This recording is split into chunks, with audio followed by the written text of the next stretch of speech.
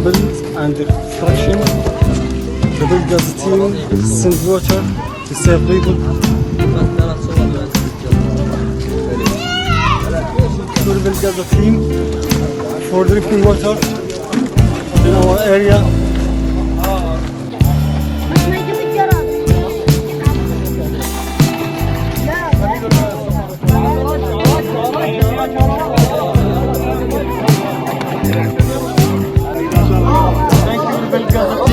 Water 5,000 liters for this area in Kanyunis.